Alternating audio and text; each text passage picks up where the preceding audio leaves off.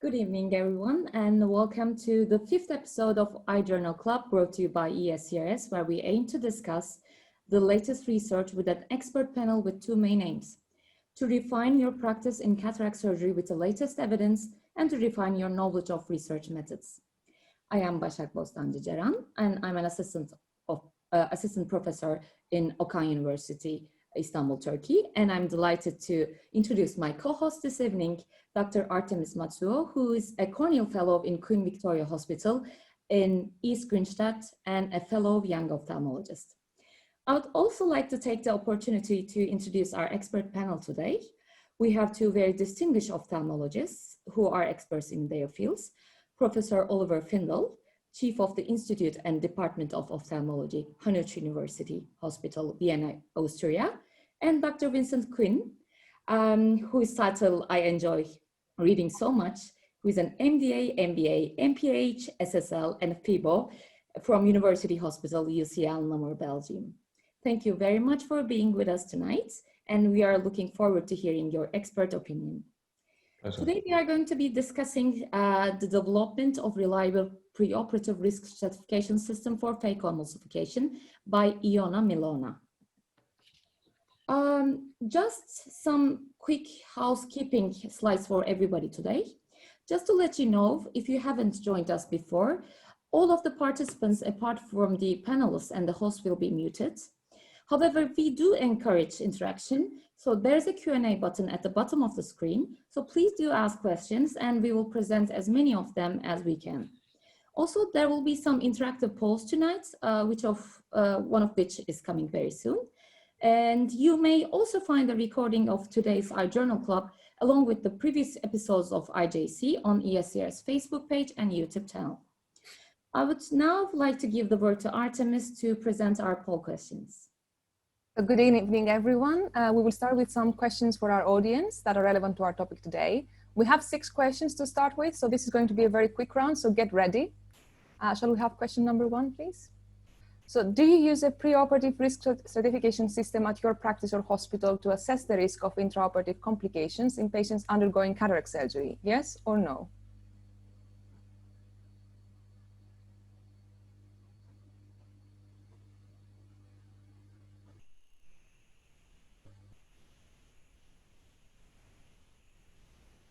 And most of you don't, 56%. Okay, so next question. If yes, do you find such a tool useful when planning for your surgery or when assigning a case to a surgeon? Yes, we need a validated risk stratification system, or no, common sense and surgeon's judgment are enough. What do you think?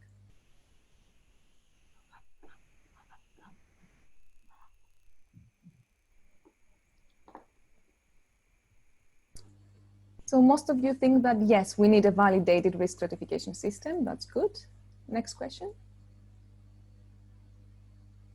Do you discuss the probability of complications with patients according to the pre-op risk factors during the consent process? Yes or no?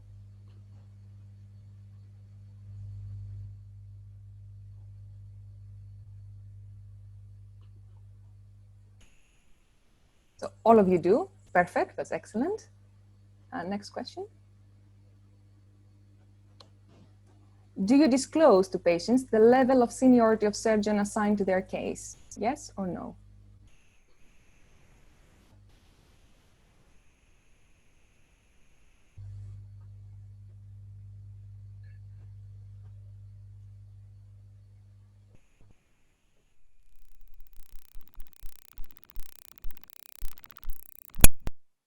That's 50-50, okay, that's fine. Let's go to the next one. So in your opinion, which preoperative risk factor or factors of the following do you consider more significant for intraoperative complications? The options are brunescent or white cataract, phacodonesis, pseudoexfoliation, shallow AC, high ametropia, corneal pathology affecting visualization, or use of alpha antagonists.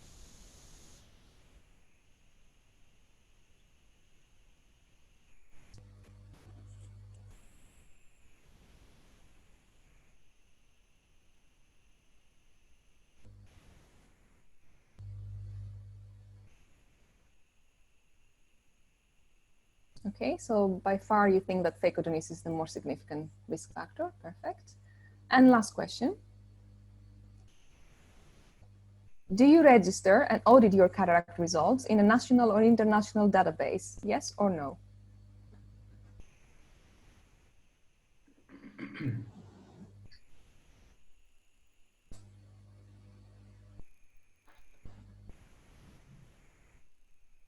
So 89% don't.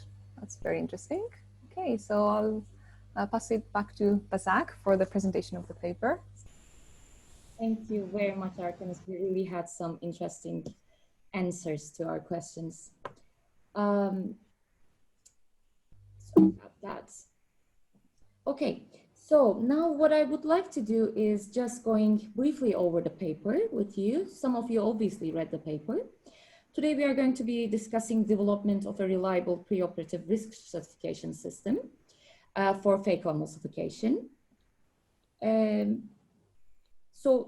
authors conducted a prospective observational study and aimed to present a statistically validated risk classification system for intraoperative complications in cataract surgery.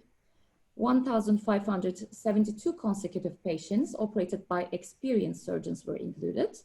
Reported intraoperative complications and their association with several risk factors were statistically assessed using multiple correspondence analysis to determine a rank categorization. Here, in table 1, you may see the percentages of intraoperative complications. The most common complication was PC rupture without vitreous loss. As you may see, there are some overlap of complications, such as IFUS with nucleus drop and incomplete capsular access with other various complications. There are other complications which are not shown on table, like suprachoroidal hemorrhage or effusion, unplanned intercapsular cataract extraction, and corneal burn or wound link. And the incidence of complications was 13.1%.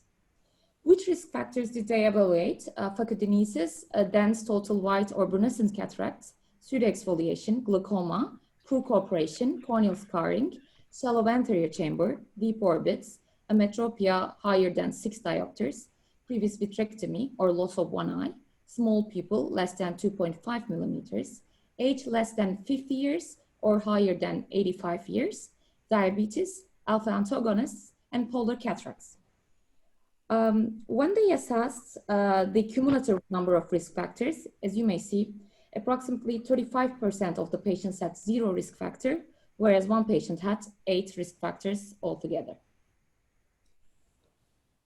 The determination of stratification was performed with multiple correspondence analysis because all risk factors needed to be taken into account at the same time to avoid an inflated type 1 error.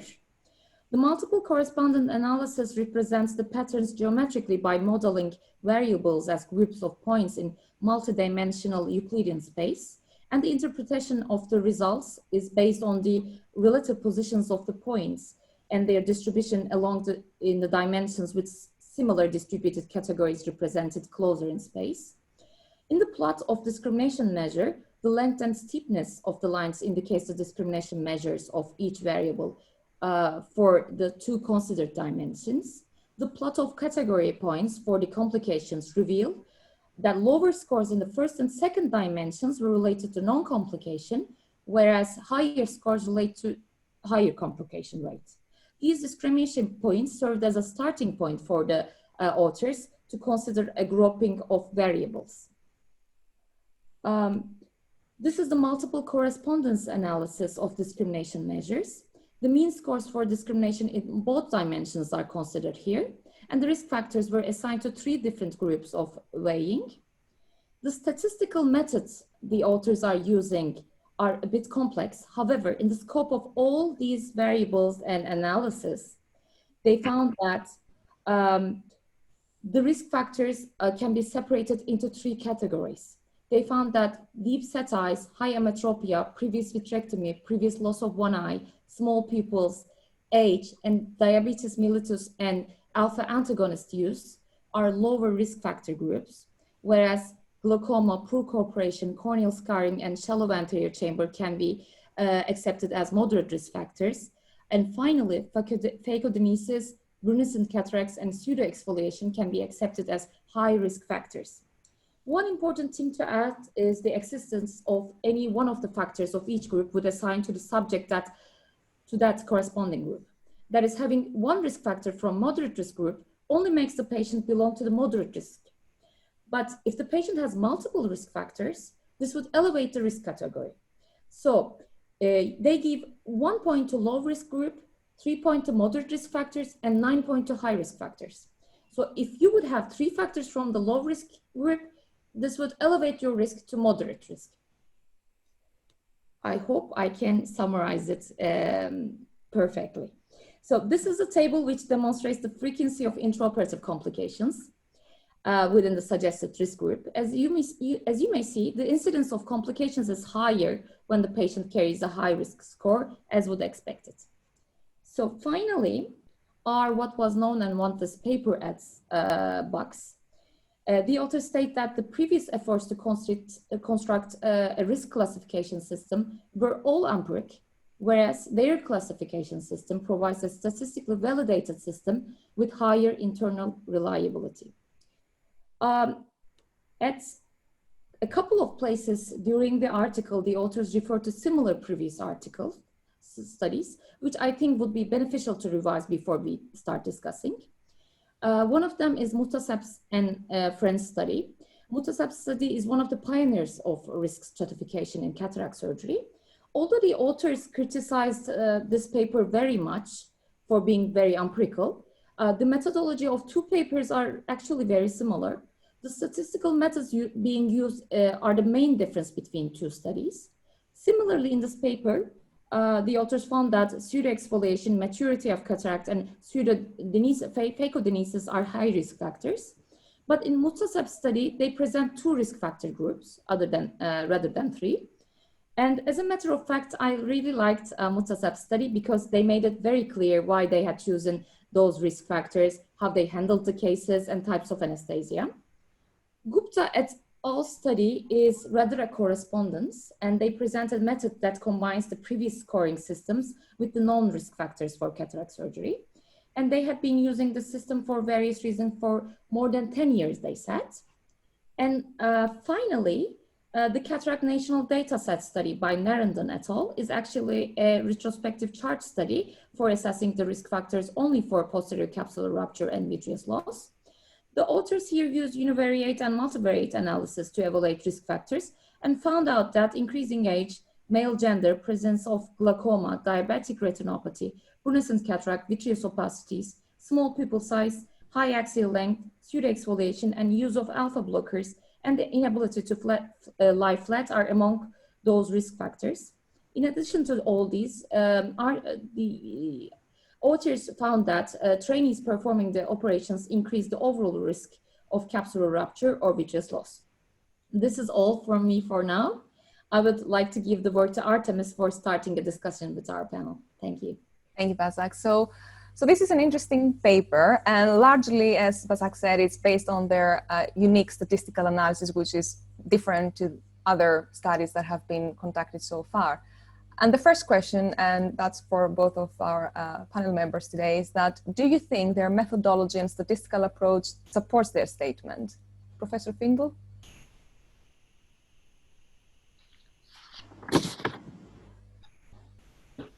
I think it's there. You have to unmute. Yeah, unmute. Thank you, sorry. Let me just go one step back first and say I think the topic is an important one. And I think that's quite clear. And you've shown some very nice papers, Basak, just the previous papers, and risk stratification is being done, if I understand correctly, by 44%. So that's nearly half of those present now here in this journal club. Now, having said that, I think one of the big issues we have here, before we go into analysis and statistical methods, is always the question which kind of data we're dealing with here. And I have some problems with those because, as Basak just showed, there's a very high complication rate in this study of altogether 13.1%. Now that's much more than we would expect. The PCR rate, so posterior capsular rupture rate, is 5.2%. we have numbers of 1.9, 1.8, depending on whether you use Eurequo or you just show the national data set from the UK with 1.9%. So we're dealing with much lower numbers. And also very interesting, there's a 4.9% of the PCRs actually have no vitreous loss. So most of the posterior capsule ruptures they had didn't have vitreous loss, which is very untypical, because usually when we have the PCR, we usually in many cases also have vitreous loss. There are some without, but most are with. That's at least my impression. So I think we're dealing with a very strange patient population. And again, don't forget, these were experienced surgeons. They was called high volume surgeons. So I'm wondering what kind of population of patients we're dealing with here in this case. And in the discussion section, they do talk about them being like a fourth center, not a tertiary care center, but a quaternary center, meaning that they get like most complex cases from all around. But still, I think that's one of the big issues, whether this is representative, and I have to question that to start with. And I think that's, for me, is a major problem. And no matter what the statistics afterwards happens, that's a major problem. And the second one is also, they say they only have 34%, which actually had no risk factor. That means 66% of the patients had some kind of risk factors, which is relatively high as well. I think most surgeons will not be able to really relate to that. And also, I think one other issue I have is, we can obviously go into more detail about that, is that they talk about the complications, and obviously, vitreous, PCR, vitreous loss, all these things are there, but they also say IFIS stage 1, IFIS stage 2 are complications. Now, I wouldn't say that's a complication. That makes things a little more difficult, but it's not an intraoperative complication. So I think we have some issues with definitions here. And I think that needs some more discussion as well, and I'll be happy, we can discuss that. But so I'm having some problems with the whole setup, and then the statistics that follows afterwards. And I'm not a big statistician, so I can't really comment on multiple correspondence analysis. I'm not a pro on that, and that may be that's a technique which is around since many years and is being used in social sciences a lot. I understand. But for me, that's not enough to really give us more insight on the topic. Okay. And looking at their table 1, where they mention all their intraoperative complications, and as you said, there's IFIS staging. It's separately counted as a complication stage 1, stage 2, stage 3. But there's also, as Basak said, a lot of overlap between their complications. So PC rupture without vitreal loss, and then there's another 6 areas where PC rupture is implied, but not counting towards the total score. So actually, the total PC rupture rate for them is higher than the one that we count on the table. You're probably right. You're probably right. I mean, it also, again, as I said, PCR without capsule, without vitreous loss is 4.9%. That's a pretty high number. That means they have a posterior open capsule, but the vitreous face is still intact.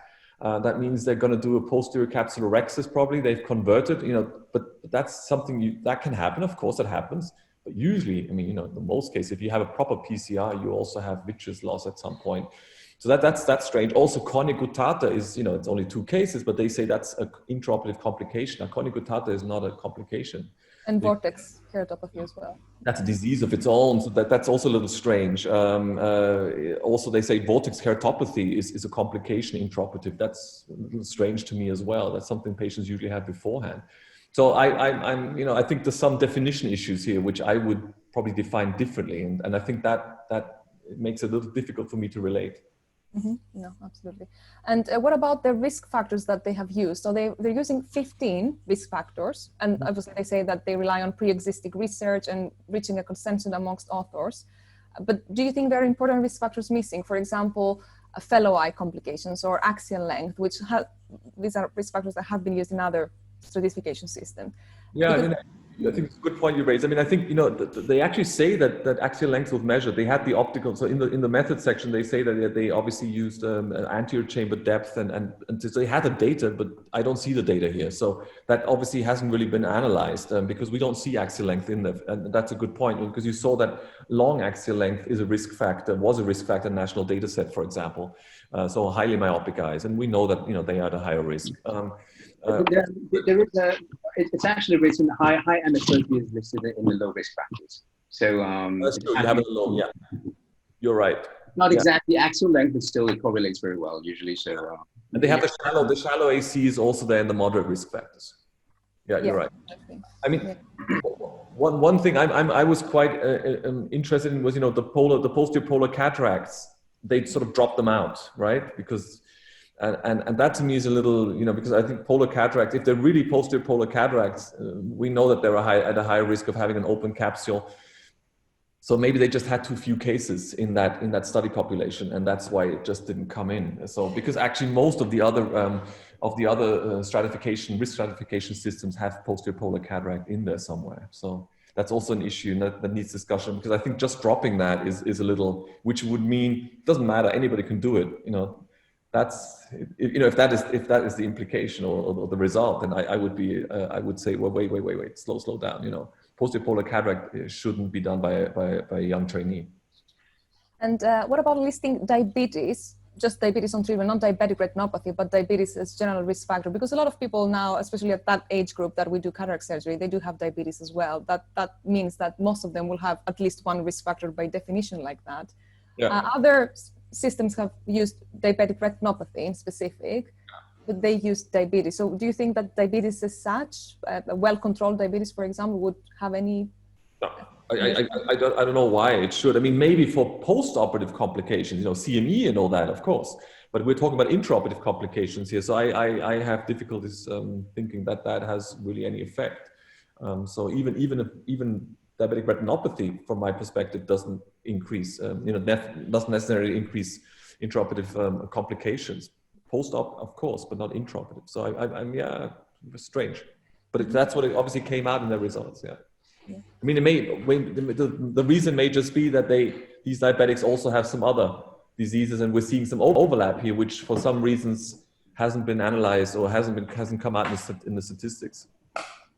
In my personal experience, indeed, diabetes is not per se a risk factor for having a PCR or for having a complication during surgery, but it's true that I've seen one or two papers where there has been some correlation between pre-existing diabetes, whether controlled or not, and the PCR. And in my training, I've indeed had a lot of times my senior surgeons telling me at that time that diabetes patients may have more risk of having a PCR when they have a phaco. So it has been always trotting in the back of my head. But I think in my personal experience, it's not really the case, practically.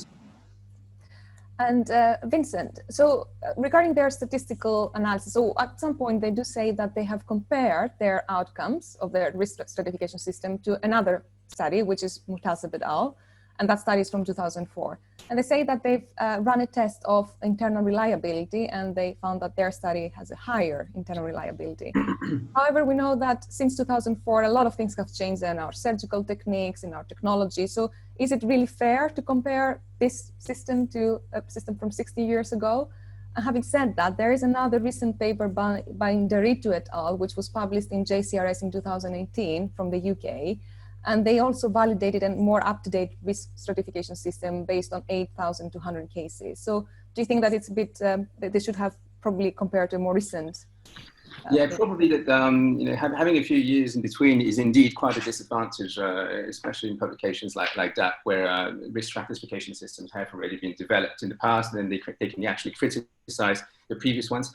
But regarding the specific statistical methods here, actually, I'm actually quite happy with them, because the main thing here is that compared to the other studies had done an empirical study where they compared using this statistical pre-classification system versus not using it at all. And so it's well written that actually the other previous studies have studied the risk factors, but only in comparison to if you weren't using any. So versus practice as usual. And they found that it was indeed reliable and significantly advantageous to use one. Here, we're not talking about a comparison regarding and comparing to not using a classification system. So it's actually not using any comparison tested against practice as usual. Here it's really a priori statistical likelihood analysis. So it's actually a correlation analysis where you have an a priori statistical method applied to it instead of having it tested against practice as usual. And so it's different, you know, it's not completely comparable, although we have similar results, it's not completely comparable. The main thing about this study is that they have a high internal reliability, which is actually listed as high Cronbach alpha. So Cronbach is actually, for those who don't know, a very important parameter for statistical reliability within groups. And in the 3 groups they proposed here, it's very, very reliable. So it appears that it's quite solid evidence that statistically speaking, these risk factors are indeed well grouped. Vincent, let me ask you this, that may all be right, but the question is, and these are high volume surgeons, obviously dealing with a pretty, a population at high risk, let me say it that way, because they've obviously had a lot of complications. They only had, they had more than 60% with risk factors to start with, the way they define them. How will that, because really what's of interest to us is how will that help us to actually define these risk factors for trainees? Because we don't have any trainees in that group, right? So no trainees took part in those 1,400, 500 eyes. So can we actually transpose that and say, okay, now these are high risk, high volume surgeons with high risk cases, and now we have a group of residents in Vienna. Can we use that data at all? That's a question which I'm trying to ask myself all the time. No matter how fancy the stats may be, but I'm really having problems with the population we're dealing with, and I'm also having the problem that we're only actually dealing with high volume experienced surgeons. I absolutely agree with you. I think it's not completely transposable because we have high experienced surgeons here doing this study, exclusively them, and we are in the tertiary referral center where they have a lot of complications with complicated cases. So it's not necessarily, but I think it does give us indeed an overview of what are in the long term the risk factors. And I think grouping them in these 3 categories is actually something that could still be looked upon, although it's not completely transposable. So it gives us an idea. Yeah, but we've had that idea already, because we use risk stratification. We use a Mutabet essentially system, a little modified, let me say it that way. And obviously we have pseudoexfoliation in there. We have phacodonosis in there. So we have the brunescent white cataract in there already. We've got all these factors are in there already, except diabetes is the only one we don't have. Glaucoma we don't have as a point of its own. And I also don't quite understand why glaucoma should be a risk factor. Shallow AC is a risk factor, no question. PEC, pseudoexfoliation, many of glaucoma patients have pseudoexfoliation. That's a risk factor, but it's already in there. Don't know why glaucoma should be a risk factor of its own, and it's a moderate one here. So I don't really, to be honest, have I gained anything through this paper? I'm not really sure I did. I'm one additional classification system. Okay, the statistical analysis is a bit different. The population and the complication rates are a bit different. But to me, it's an extra statistical classification system and a stratification system which could be used or which could be just compared and merged eventually to an existing one. I'm also astonished about alpha-1 antagonists. I always, often and also know in other papers, if patients have been on tamsulosin or on other alpha blockers, then risk is not much higher. That's something we often hear, and I'm not so sure that that's really true. I think the risk factor actually I think they are a risk factor, and here they're just a low risk factor, and I'm not sure that that's true. At least not for less experienced surgeons. For an experienced surgeon, that may be true, but for less experienced, for a trainee, and that's really the issue. That's why we're doing risk stratification, right? This is really about trainees, or let me say those who have little experience, compared to the high volume, very experienced surgeon, because for him it doesn't really help. It's yes for the informed consent, okay, but just talking about the actual, of trying to select patients for surgeons or surgeons for the patient. I think I would wonder whether alpha antagonist use wouldn't be more significant when we are in a trainee setting. I don't know what your experience is. I think it would definitely. Because it does lead to higher risk of IFIS, and it does lead to poorer dilation, and so it does indeed complicate your movements in the eye, and in the end it does cause additional risks of PCR intraocular complications. So to me, in my experience, it does. And I personally do tell them to, stop them as soon as possible, and they can take it after surgery. But I do indeed also give them atropine before surgery. These patients who have alpha-1 antagonists 3 days before surgery, twice per day. It does then stabilize a bit their pupil, and I do give them migraine during surgery in addition to the pre-op drops, so that dilation in mydriasis is more stable. And if I don't do that, I do see that there could be some higher risks during surgery. So I completely agree with you. To me, it's a significant factor, but well, it appears that it was not so much the case in the paper, but to me, it was a significant risk factor, definitely. Yeah. But again, it may be because these are high volume surgeons, very experienced, and if the pupil comes down on them, they only have a 4 millimeter pupil at the end, they don't worry. But for trainee, a 4 millimeter pupil before IOL implantation is an issue, right? And also, I mean, obviously, PCR is one thing, posterior capsule rupture, but then obviously also if you have, iris incarceration, and then obviously have a lot of inflammation after surgery, you may not count that as a big intraoperative complication, but definitely we know that the post-op course can be quite different in these patients, pupils not round anymore and all these issues. So I wonder.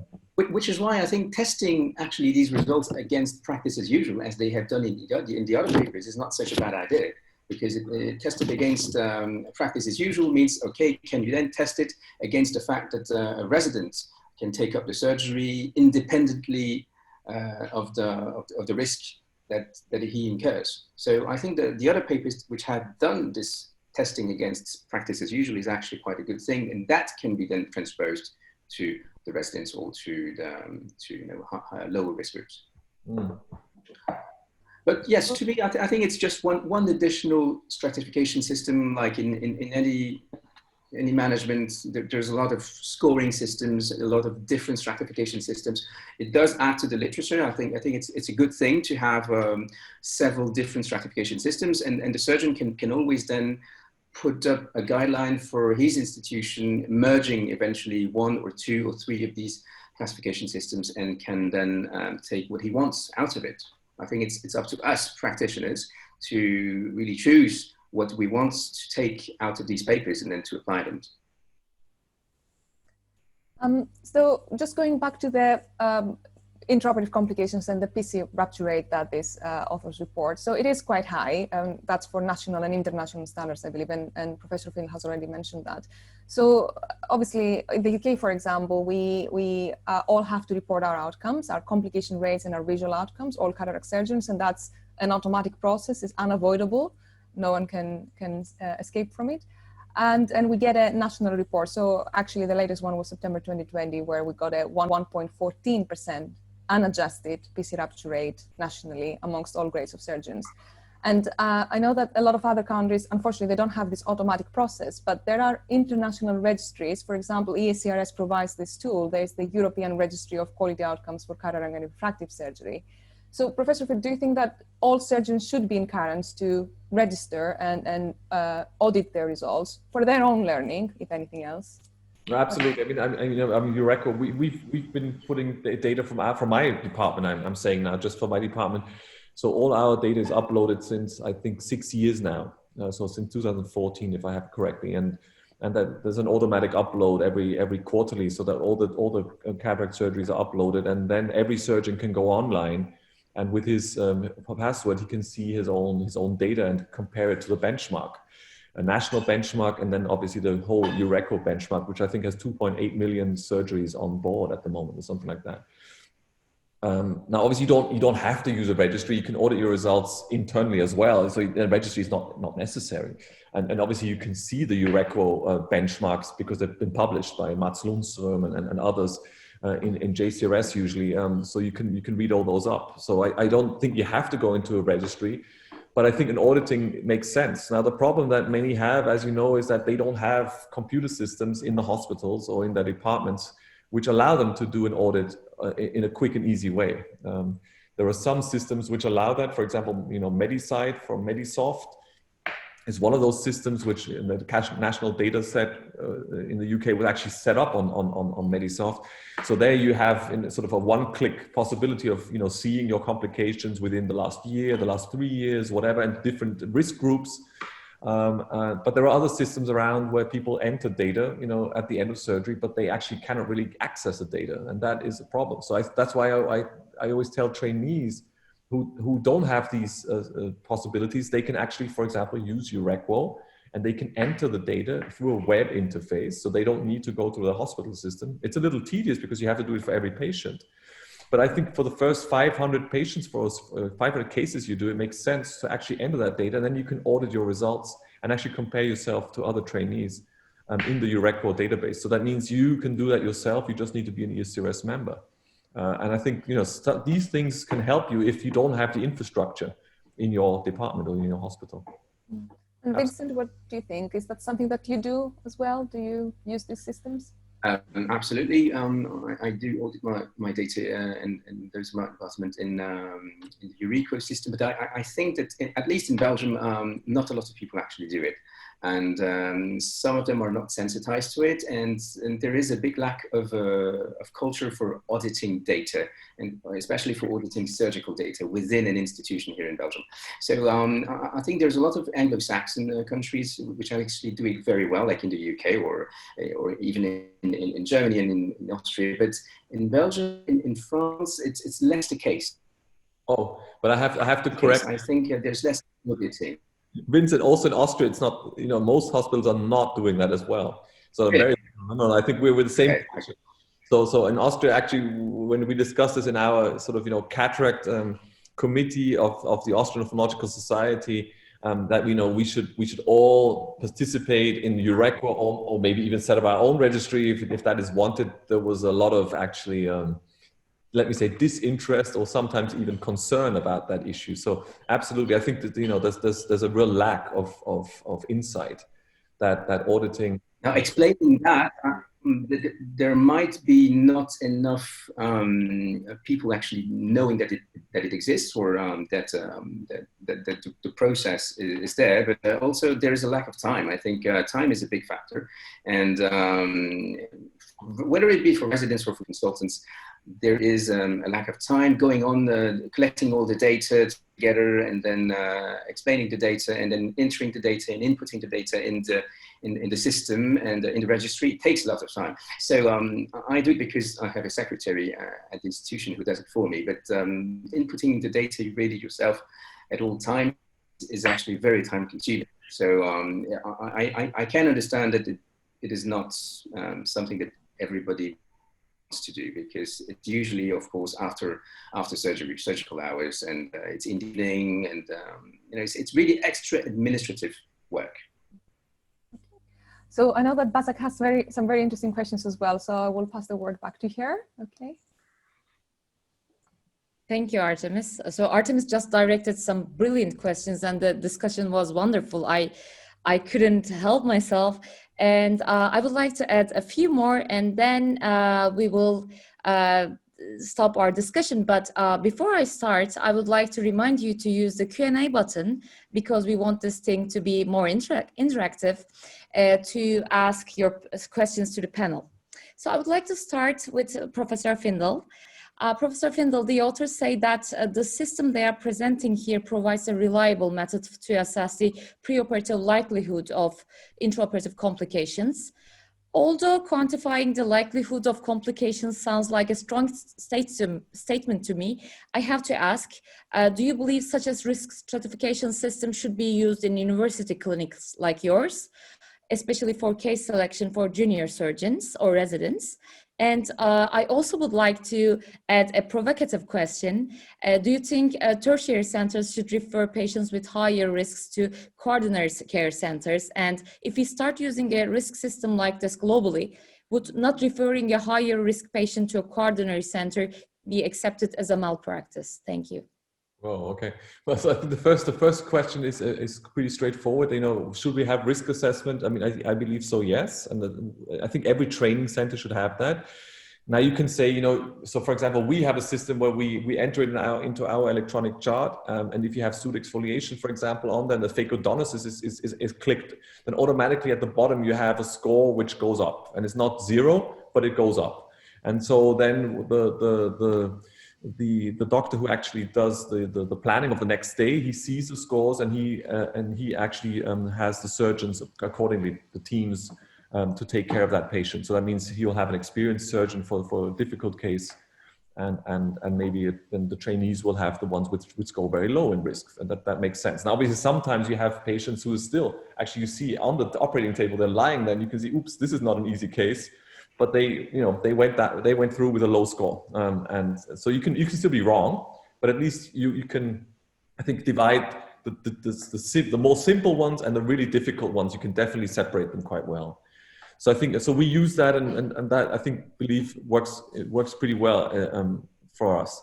Now the second question is a much more difficult one to answer.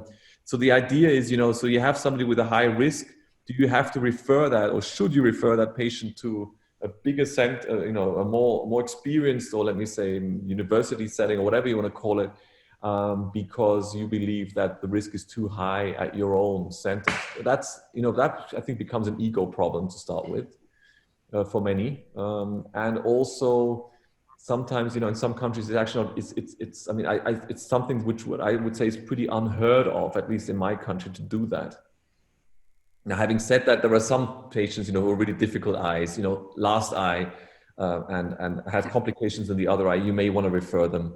But I think in general, that doesn't happen. So I think every surgical center, and in our case in Austria, every surgical center means every hospital, because we only do surgery in hospitals. So we don't have surgical centers like they have them, for example, in Germany, where you have a lot of dispatched surgical centers, which are small units. But in our case, it's always within hospital departments. So I think it very much depends on the country setting. If I had a small surgical center in a country, and I felt this was a too heavy case, a too difficult case, I would definitely refer it, because otherwise it gets, you're stuck with it. And I think that's actually what's happening in some countries. They actually send these patients away because they don't want to deal with these patients, because they know that, they maybe had higher risk for complications, which is not good for their name. They have, they may need to use extra devices like hooks and capsule tension rings, and that costs money. And then they still get the same money from the state for doing that surgery. So that's also an issue, the financial issue. And then at some point they also may say, this is just too much for me, I don't want to do that, which is fine. But I think once they're in a hospital, so in our setting in Austria, I don't think these referrals happen very often. That's something which you shouldn't have a problem with it, but I think most people have a problem with it. So I think it'll be difficult for a department chief to say, we're going to send that patient, elsewhere. Okay, thank you very much. So my next question is for Dr. Kin.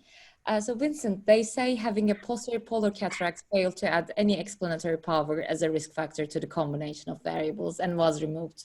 It failed to make an impact in their study. What do you say? Sometimes statistics are not saying things parallel to what we experience. How do you think a young ophthalmologist should interpret such results when reading studies? And also, do you think we might have other unexpected results in this study we are discussing right now?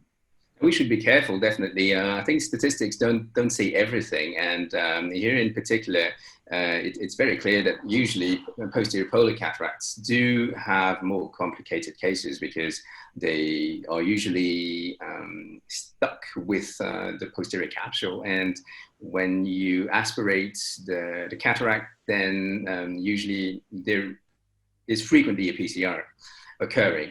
So probably what could explain why the paper hasn't put a significant result in polar cataracts as risk factors for PCR is that maybe they don't have enough power, or they don't have enough cases of polar cataract that then could be studied during their study to categorize it as a definite risk factor. So probably this is the case, and probably this is why the statistics don't say that it's a risk factor. But I think it's pretty clear that posterior polar cataracts are a risk factor, definitely.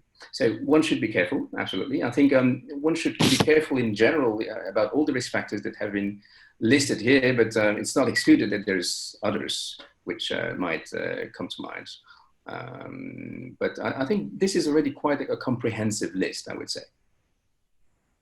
Thank you very much. And having asked the previous question, I would like to proceed and ask Professor Findl another one.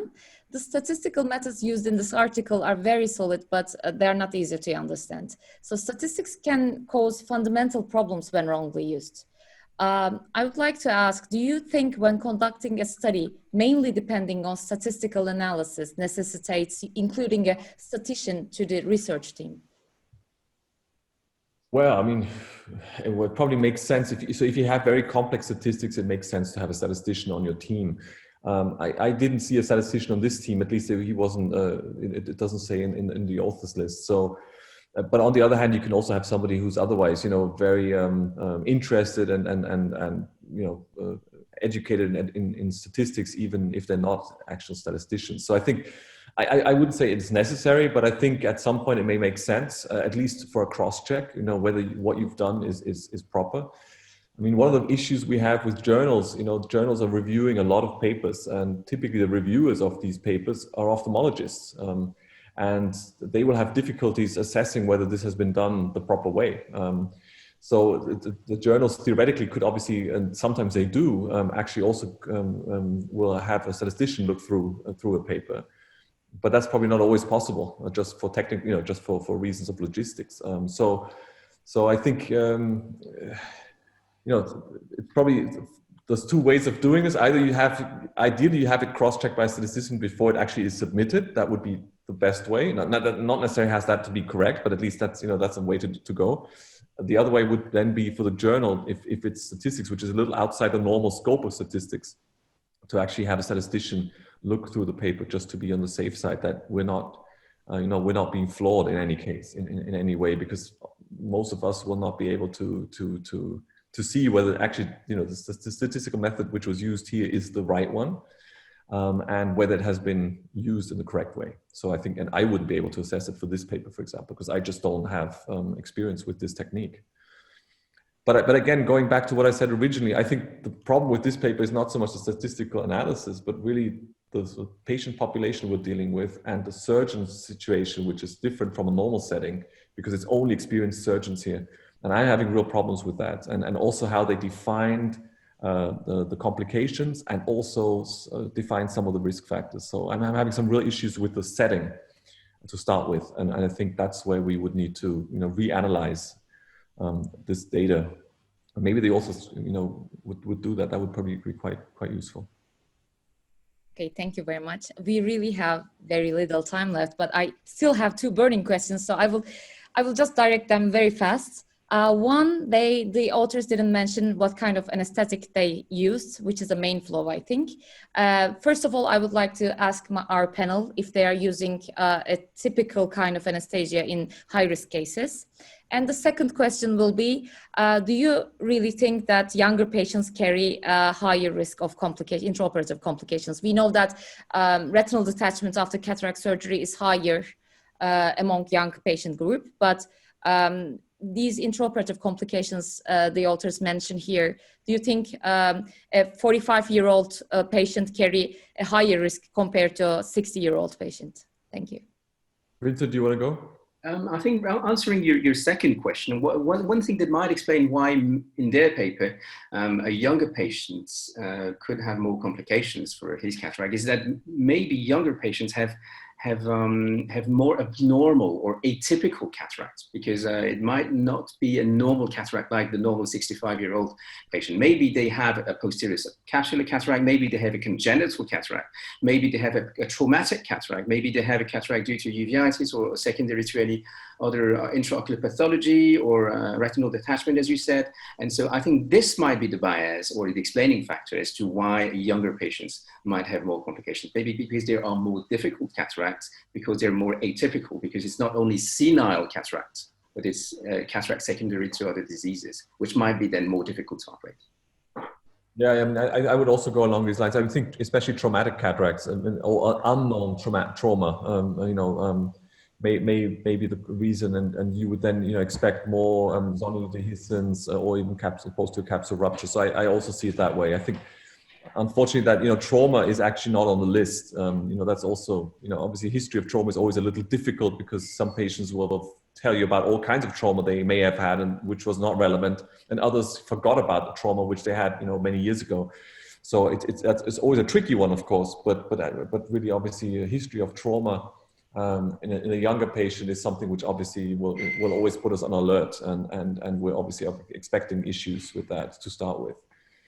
And the first question, I think, yes, this stratification or this risk stratification could also have as an application, not only the fact of knowing that it's going to be a difficult one or that the resident will not be able to operate it, but also to inform the patient beforehand of what type of risk factors he has and what complications he might have during surgery. And so the more higher the risk factor, the more you should definitely inform in the informed consent before the surgery that the patient could have a complication. So I think it's even more important for patient information purposes.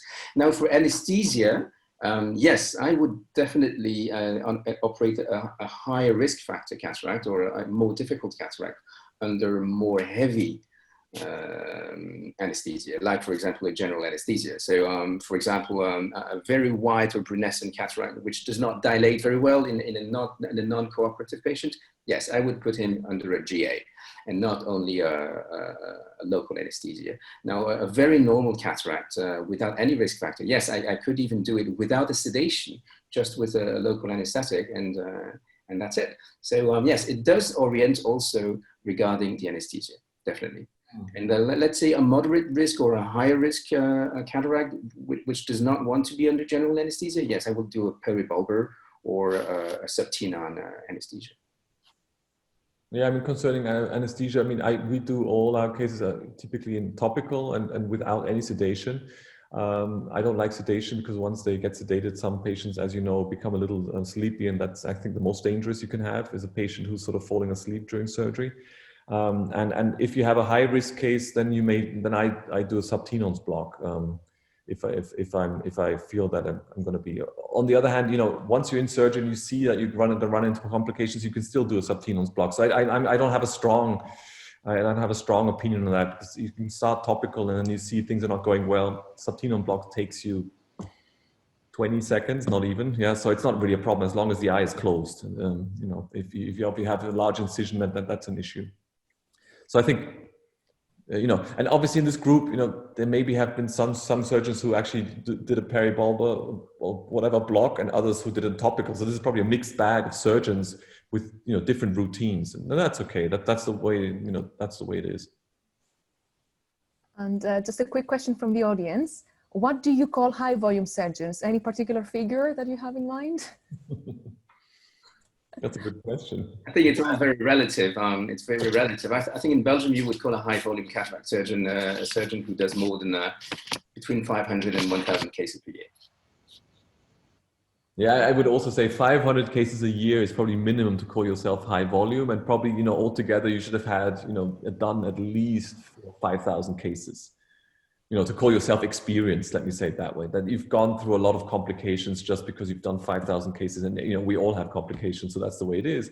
So I think, but there's no definition for that, and I think it doesn't make any sense to make one. There's some who they've done 5,000 surgeries, and you would never let them operate on you, and there's others who've done 1,000, and you say you could operate on me. So that's the way it is. We know that there's a lot of differences, individual certain differences. Great, thank you. And I think we're running out of time, so maybe we can move on to our final poll questions. So that's, again, questions for our audience. After all what we've discussed, do you find the preoperative risk stratification system useful when planning for your surgery, assigning case to a surgeon? Yes, we need a validated risk stratification system, or no, common sense and surgeon's assessment are enough. Let's see if you change your mind.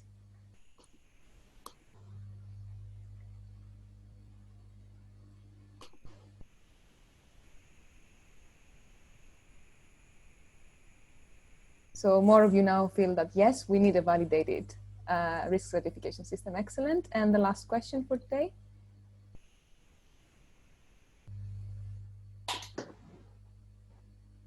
Do you think national or international registry systems on cataract complications and visual outcomes should become mandatory for all cataract surgeons to ensure quality of care and for audit purposes? Yes or no?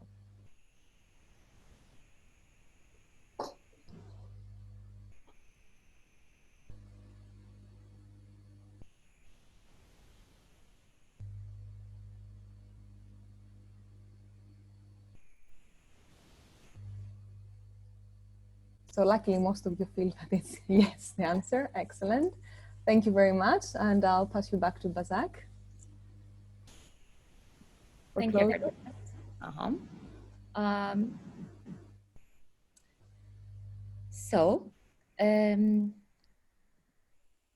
So tonight we discussed development of a reliable preoperative risk stratification system for phacoemulsification. Before giving the word to Artemis for introducing our next event, I would like to take the opportunity to thank our panel. It was great to have you here. It was an honor. And thank you for sharing your wisdom and time with us. And I would also like to remind you that a recording of this episode will be available within 24 hours on the ESCRS YouTube channel and Facebook page. Thank you. And we are back to you, Artemis. So our next event will be on the 4th of November. Maybe we have a slide for that as well.